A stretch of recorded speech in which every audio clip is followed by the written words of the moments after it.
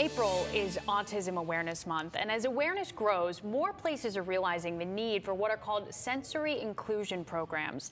Channel 3's Don Kendrick has the story of a program that's setting precedent in the NBA and beyond. I'm guessing most of you watching this right now know someone with autism, or you know someone who loves someone with autism. I do.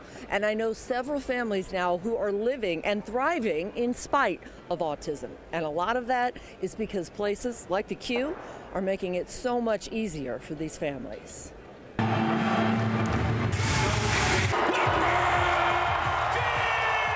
It is signature Cavs, over-the-top energy to roll out the guys we love.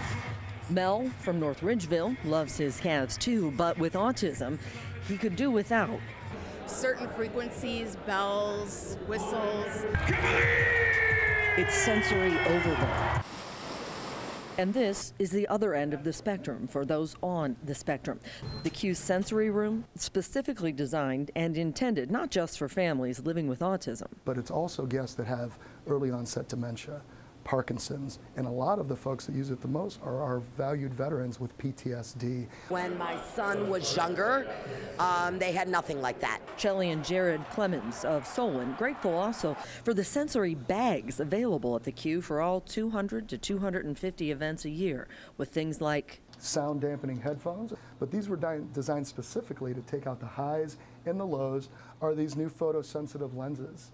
His sensory overload would be meltdowns, tantrums. And they would last 30 minutes. The Cavs were the first in the country to come up with a sensory inclusive program. A year later, 10 other NBA teams are on board. You know, we talk about all for one, one for all. Well, all for one means all. And I hope that they set the precedents for the rest of the country.